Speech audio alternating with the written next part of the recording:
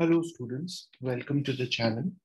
Thank you for your comments and feedback on the videos uploaded so far.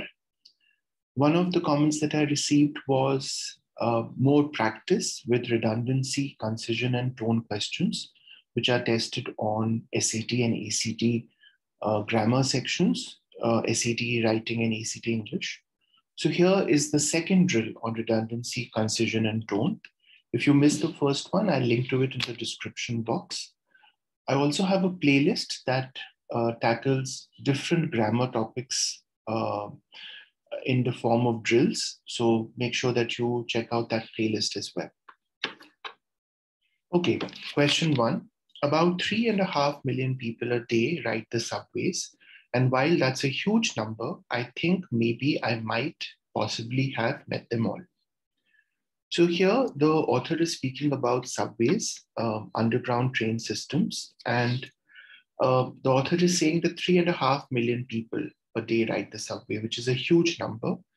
But she thinks, or he thinks, that maybe I might possibly have met them all.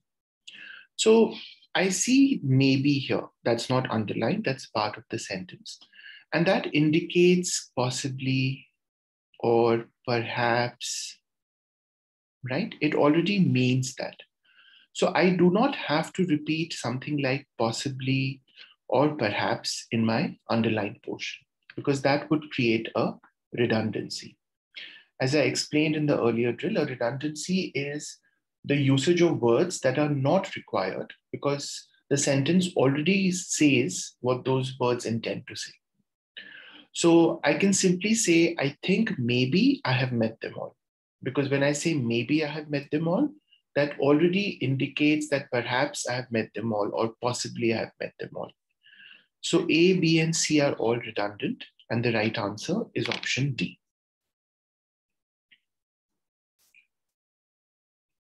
Question 2. Yesterday, I sat across the aisle from a woman who was composing music in a notebook. She tapped her foot and reviewed what she had written, fully absorbed as the train hurtled along, right? So this is describing a scene from a train where the speaker sat across the aisle from a person, from a woman, and this woman was composing music in a notebook. And even as the train moved along, rushed along, she was completely absorbed in her work, right? She tapped her foot and reviewed what she had written. Which choice most effectively emphasizes the rapid speed of the train, right?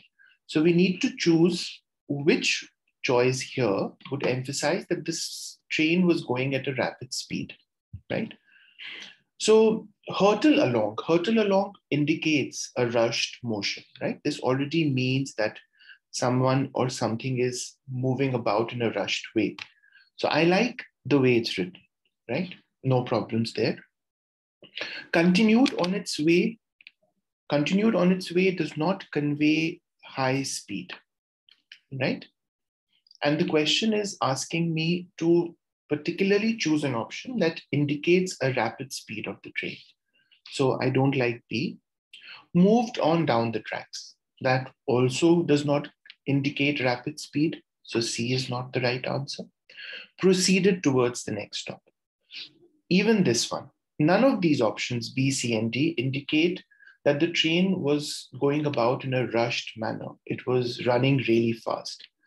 So the original sentence, which says the train hurtled along, is the best answer.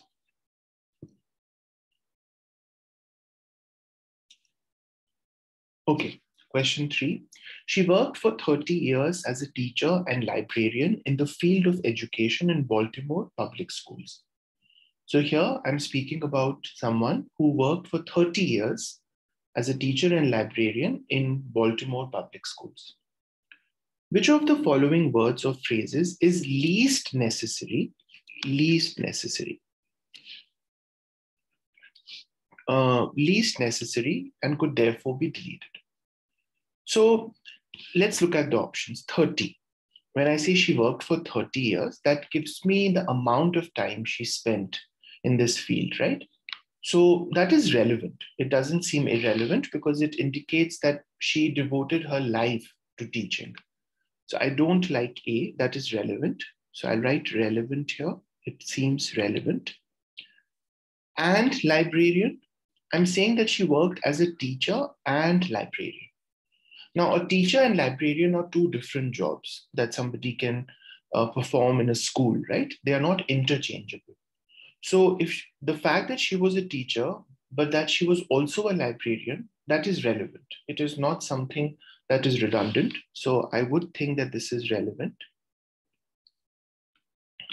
In the field of education, is this relevant? Not really, because if she's worked as a teacher in a public school, I know that she's worked in a field of education. That's kind of understood. That's implied in the fact that she worked as in a public school as a teacher. So this seems redundant to me. This does not seem necessary. And Baltimore public, yes, indeed, I need that because that tells me the kind of schools she worked in. It wasn't a private school, it was a public school. And it tells me the location of those schools. She worked in Baltimore. So this also seems relevant. So which option is least necessary? That's option C.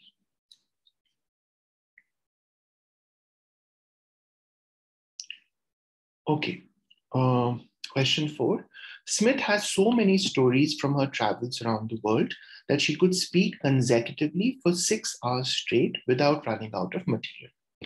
So here I'm speaking of someone called Smith who has traveled around the world, and she has so many stories from her travels that she could speak non-stop for 6 hours without running out of material.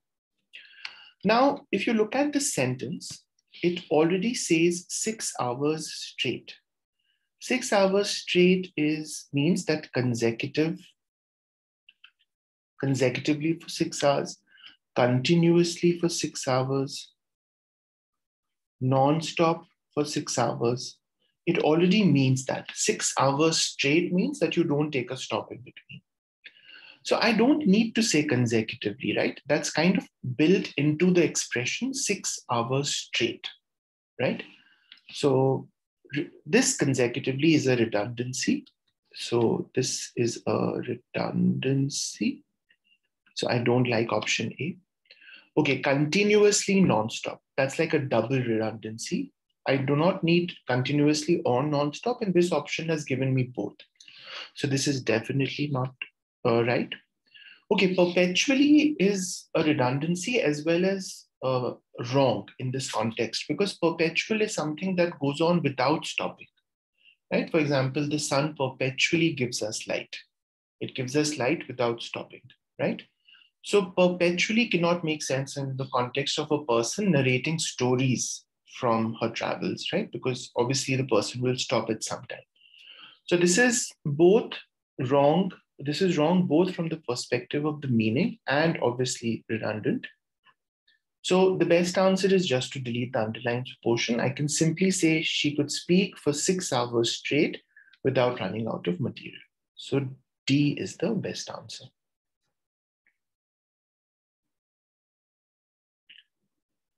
Question 5. Shuckman surveyed maps of the floodplains and combined them with field data to create forecast maps that predict which areas among those that Shuckman surveyed are likely to flood.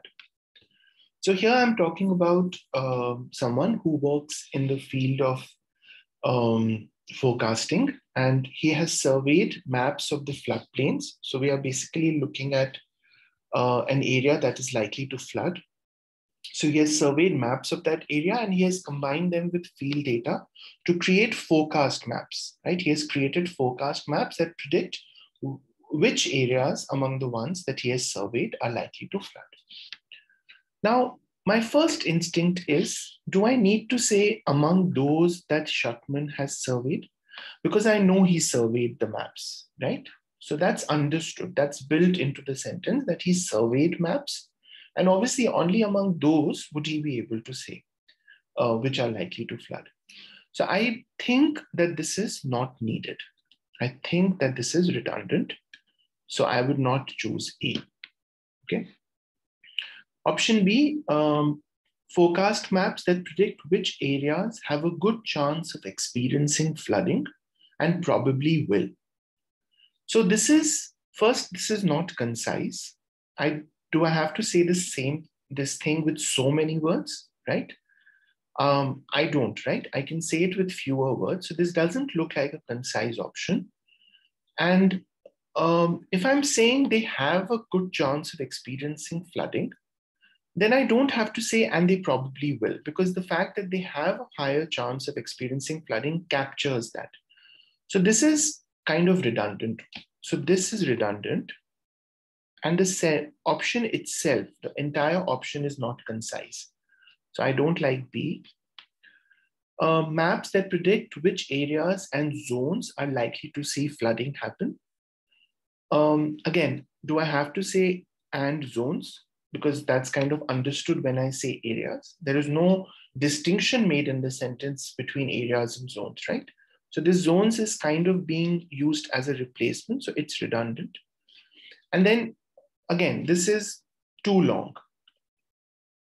I mean, if I don't find a better option, I'll probably consider one of these. But right now, I have a feeling that these are too long and they don't capture the information with as few words as possible, which is what we are looking at.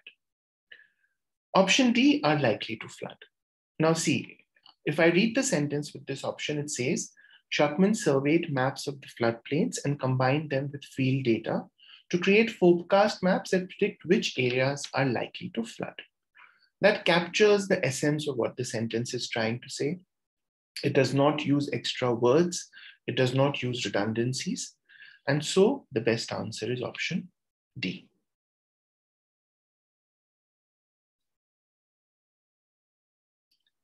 Okay, question 6. Longfin inshore squid communicate and express behaviors through visible signals that can be seen, including changes in coloration, posture, and patterns on their bodies. So here I'm speaking of longfin inshore squid, and I'm speaking about how they communicate and express behaviors, right? So they do that through visible signals, such as changes in coloration, changes in patterns on their bodies, changes in posture, right? So I'm talking about all of these visible signals that they use to communicate. Now, the first thing is, visible is something that can be seen, right? That is what the word visible means. So then why am I saying that can be seen here, right? That is built into the definition of visible. So this is redundant. This part is redundant. So I don't like option A. Option B, visible signals that can be observed. Again, if the signal is visible, it can be seen or observed. So this is no different from option A. So I don't like this. Visible signals, option C. Longfin squid communicate and express behaviors through visible signals. This is a good option, does not have any redundancy. Option D, signals that can visibly be seen. So two problems here. If I say visibly, it means it can be seen, so that's redundant. And if, let's say, this visibly was not here, and it was just the signals that can be seen, even then it's not a good option, because why would I say signals that can be seen when I can say it concisely by saying visible signals, right? Including this. So also for the sentence, right? So to say, for the sentence structure to hold, it is better to finish this with visible signals, because then I'm saying what those signals are included. So this is also not concise. This also kind of botches up the structure of the sentence and has redundancy. So D is definitely not the answer. The best answer is just option C. Right, so that was a quick drill on redundancy, concision, and tone. Hope you found this useful. If you did, hit like and subscribe to the channel, and keep sending me comments on what other videos you'd like me to upload. I'll see you guys soon. Take care. Bye-bye.